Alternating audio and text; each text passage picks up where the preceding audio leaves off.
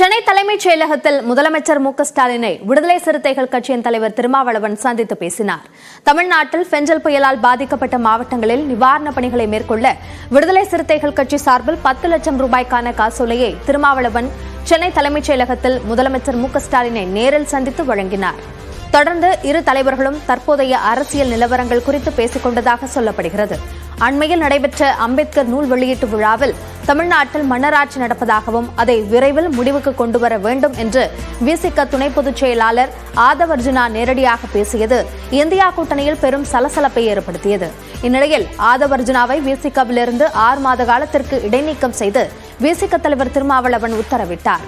இந்நிலையில் முதலமைச்சர் ஸ்டாலினுடன் திருமாவளவன் சந்தித்திருப்பது தமிழ்நாட்டு அரசியலில் கவனம் பெற்றுள்ளது.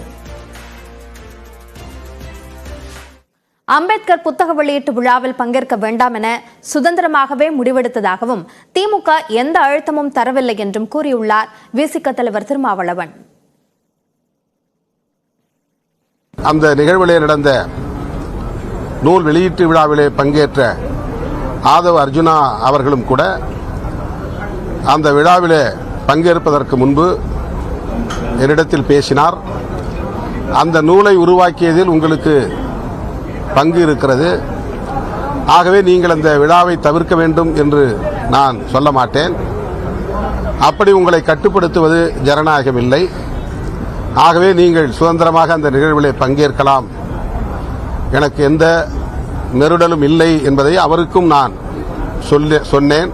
அதையும் மீறி அவர் பேசிய பேச்சு பல்வேறு சர்ச்சைகளுக்கு இடம் கொடுத்தது.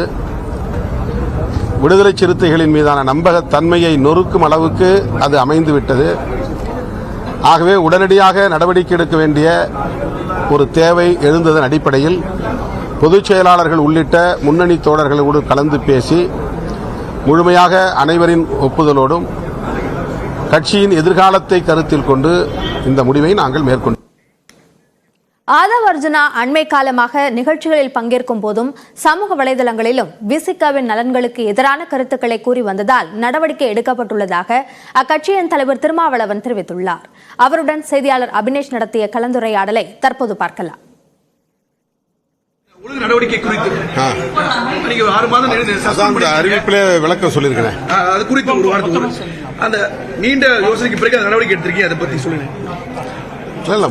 முன்னணி தோழர்களோடு கலந்தாய்வு செய்து அதன் அடிப்படையில் தான் இந்த முடிவு எடுத்திருக்கிறோம். தொடர்ந்து அவர் அண்மை காலமாக சில நிகழ்வுகளில் பங்கேற்கிற போது சொன்ன கருத்துக்கள், சமூக ஊடகங்களில் அவர் பதிவு செய்த கருத்துக்கள் கட்சியின் நலன்களுக்கு எதிராக இருப்பதாக கட்சியின் தலைமை நிர்வாக குழு உணர்ந்தது, நம்பியது. அந்த அடிப்படையில் இந்த நடவடிக்கையை மேற்கொண்டிருக்கிறோம். அது இந்த வெள்ள நிவாரணத்துக்காக 10 லட்சம் நன்கொடை கொடுத்திருக்கோம்.